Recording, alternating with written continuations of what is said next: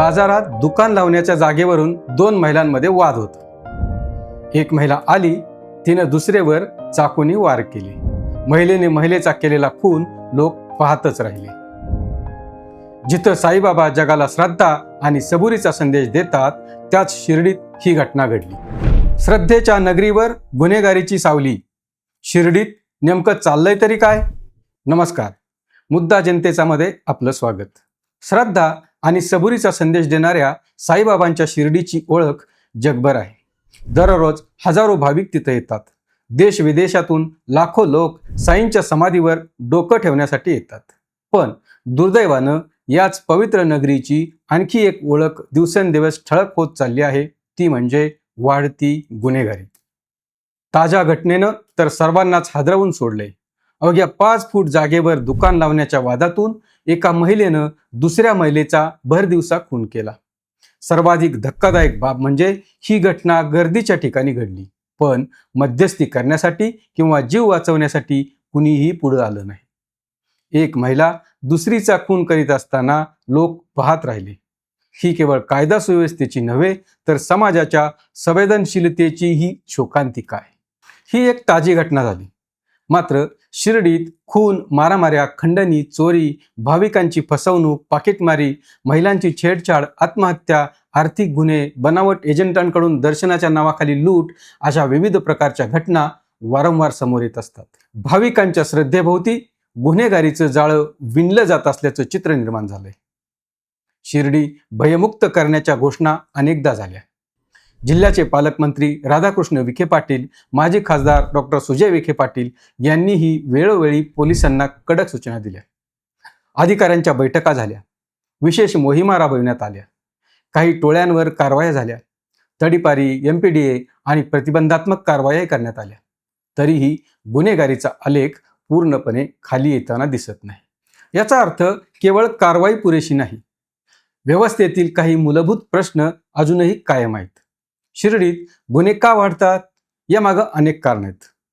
इथं वर्षभर प्रचंड गर्दी असते, लाखो भाविक येतात। गर्दी म्हणजे गुन्हेगारांसाठी संधीच।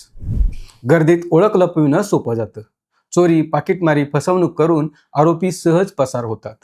शिवाय गर्दीचा एक स्वभाव असतो, आजूबाजूला घडणाऱ्या घटनांची गर्दी फारशी दखल घेत नाही, त्यामुळं गर्दी असूनही चोरांना सुरक्षित वाटतं। आणखी एक कारण म्हणजे मंदिर परिसरात जागांना खूप मोठं आर्थिक महत्त्व आहे। दुकान, फेरीवाले, प्रसाद विक्री, पार्किंग, रूम बुकिंग, वाहन सेवा अशा व्यवसायांमध्ये मोठी आर्थिक उलाढाल होते। या व्यवसायावर वर्चस्व मिळवण्यासाठी गटबाजी, दादागिरी आणि हिंसाचार निर्माण होतो। 5 फूट जागेवरून झालेला ताजा खून हे याचंच भयावह उदाहरण आहे। याशिवाय भाविकांनाही लुटलं जातं। भाविकांची श्रद्धा काही जणांसाठी व्यवसाय बनली आहे। VIP दर्शन, स्वस्त रूम, विशेष पूजा, दान, लॉकर, वाहन व्यवस्था अशा अनेक नावाखाली भाविकांची फसवणूक करण्याचे प्रकार घडत होते। अर्थात अलीकडं साईबाबा संस्थाननं नियमात बदल केल्यानं त्याला काही प्रमाणात आळा बसलाय, तरीही अधूनमधून या घटना उघडकीस येत असतातच। बाहेरून येणाऱ्या अस्थायी लोकसंख्येमुळे पोलिसांसमोर मोठं आव्हान उभं राहतं। दररोज नवीन लोक येतात आणि जातात, त्यामुळं प्रत्येकावर प्रभावी नजर ठेवणं कठीण ठरतं। VIPंच्या बंदोबस्तासाठी पोलिसांवर ताण असतो। गुन्हे करून अनेकदा आरोपी परराज्यात पळून जातात, त्याचंही मोठं आव्हान पोलिसांपुढे असतं। शिर्डीत यापूर्वीही विविध प्रकारच्या गंभीर घटना घडल्यात। मंदिर परिसरातील मारामाऱ्या, फेरीवाल्यांमधील संघर्ष, खंडणीसाठी धमक्या, चोरीच्या टोळ्या, भाविकांची फसवणूक, महिलांच्या दागिन्यांची चोरी, वाहनांची चोरी, संशयास्पद मृत्यू, आत्महत्या अशा अनेक प्रकरणांनी वेळोवेळी खळबळ उडवली आहे। काही प्रकरणांमध्ये पोलिसांनी आरोपींना अटक केली, तर काहींमध्ये मोठ्या टोळ्यांचा पर्दाफाश झालाय। परराज्यातील गुन्हेगारांचे शिर्डीत वास्तव्य, इतरत्र गुन्हे करून शिर्डीतच येऊन लपणं, गुन्हे करण्यासाठी सावजच शिर्डीत घेऊन येणं अशा घटनाही समोर आल्यात। या सर्व प्रकारांमुळे शिर्डीची प्रतिमा मलिन होत आहे।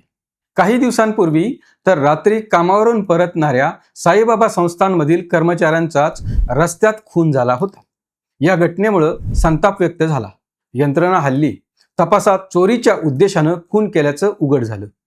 थेट खून करणारे चोर शिर्डीत येतात कुठून? त्यानंतर विखे पाटील यांनी शिर्डीतील भिक्षेकरांचा मुद्दा लावून धरला होता. अनेक भिक्षेकरांना पकडून इतरत्र हलवण्याची मोहीम राबवण्यात आली. त्यातही अनेक गुन्हेगारी पार्श्वभूमीचे असल्याचं आढळून आलं होतं. मात्र अशा मोहिमा सतत सुरू राहत नाहीत. त्यामुळं परिस्थिती पुन्हा पूर्वपदावर येते. मग पोलिसांचे प्रयत्न अपुरे का पडतात असा प्रश्न पडतो. शिर्डीत पोलिसांकडून अनेक चांगल्या कारवाया झालेल्या आहेत.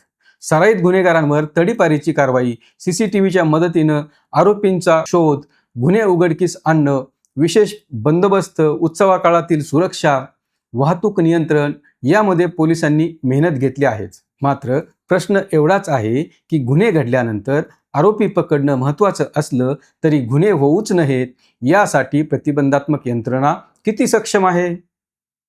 पोलिसांची संख्या, तांत्रिक साधनं, गुप्त माहितीचं जाळं, स्थानिक सहभाग, व्यापाऱ्यांचं सहकार्य, फेरीवाल्यांचं नियोजन, CCTVचं प्रभावी नियंत्रण आणि सतत गस्त यामध्ये अजूनही मोठी सुधारणा करण्याची आवश्यकता आहे.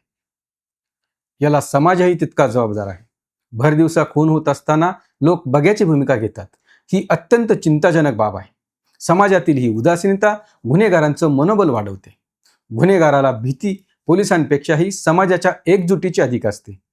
नागरिकांनी संशयास्पद हालचालींची माहिती पोलिसांना देणं, वाद वाढण्यापूर्वीच हस्तक्षेप करणं, व्यापारी संघटनांनी स्वतःचे शिस्त नियम पाळणं, CCTV कार्यरत ठेवणं ही देखील सामूहिक जबाबदारी आहे. यासाठी पोलिसांनी नियोजनपूर्वक उपाययोजना करण्याची गरज आहे. सराईत गुन्हेगार, खंडणीखोर आणि दादागिरी करणाऱ्यांवर सातत्यानं कठोर प्रतिबंधात्मक कारवाई करावी. परराज्यातून येणाऱ्या संशयित व्यक्तींवर प्रभावी पडताळणी व्यवस्था असावी.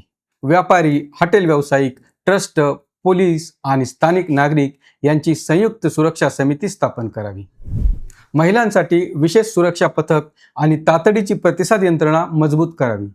भाविकांना फसवणुकीपासून सावध करण्यासाठी बहुभाषिक जनजागृती मोहीम राबवावी. गर्दीच्या भागात नियमित पायी गस्त वाढवावी. प्रत्येक गंभीर घटनेनंतर फक्त बैठक न घेता त्याचे सार्वजनिक पुनरावलोकन करून जबाबदारी निश्चित करावी. शिर्डी हे केवळ एक शहर नाही, ती जगभरातील कोट्यावधी लोकांच्या श्रद्धेचं केंद्र आहे. त्यामुळं इथं घडणारा प्रत्येक गुन्हा केवळ एका व्यक्तीवरचा हल्ला नसतो, तर तो शिर्डीच्या प्रतिमेवर आणि भाविकांच्या विश्वासावर आघात असतो. श्रद्धेची नगरी भीतीची नगरी बनू लागली तर हे संपूर्ण राज्यासाठी चिंतेचं कारण आहे. गुन्हेगारांना कायद्याची भीती आणि नागरिकांना सुरक्षितेचा विश्वास ही दोन उद्दिष्ट साध्य झाली तरच शिर्डी खऱ्या अर्थानं भयमुक्त होईल. आता घोषणा, बैठका आणि आश्वासनं पुरेशी नाहीत. परिणाम दिसला पाहिजे. कारण साईबाबांचा संदेश श्रद्धा आणि सबुरीचा असला तरी कायदा आणि सुव्यवस्थेच्या बाबतीत सबुरीला मर्यादा असतात. शिर्डीतील गुन्हेगारी हा आजचा प्रश्न नाही. गेल्या अनेक वर्षात भाविकांची पाकिटमारी, VIP दर्शनाच्या नावाखाली फसवणूक, व्यापाऱ्यांवरील खंडणी, वर्चस्ववादातून झालेल्या मारामाऱ्या, संशयास्पद मृत्यू, आत्महत्यांची प्रकरणं आणि विविध प्रकारचे आर्थिक गुन्हे वेळोवेळी समोर आले आहेत. पोलिसांनी अनेक टोळ्यांचा पर्दाफाश केला, आरोपींना अटक केली, मात्र गुन्हेगारीची पाळंमुळं पूर्णपणे उपटली गेलेली नाहीत. शिर्डीला पुन्हा श्रद्धेची नगरी बनवायचं असेल तर गुन्हेगारांच्या मनात कायद्याची भीती आणि भाविकांच्या मनात सुरक्षिततेचा विश्वास निर्माण करावा लागेल. अन्यथा श्रद्धा आणि सबुरीची ओळख असलेली शिर्डी गुन्हेगारी आणि असुरक्षिततेसाठी ओळखली जाईल, ही सर्वात मोठी शोकांतिका ठरेल. हा व्हिडिओ आपल्याला कसा वाटला यावर आपलं मत काय आहे आम्हाला कॉमेंट करून जरूर कळवा. अशाच महत्त्वपूर्ण माहितीसाठी आपल्याला भेडसावत असलेल्या मुद्द्यांवरील चर्चा ऐकण्यासाठी पाहत रहा मुद्दा जनतेचा, फक्त आय लव्ह नगरवर.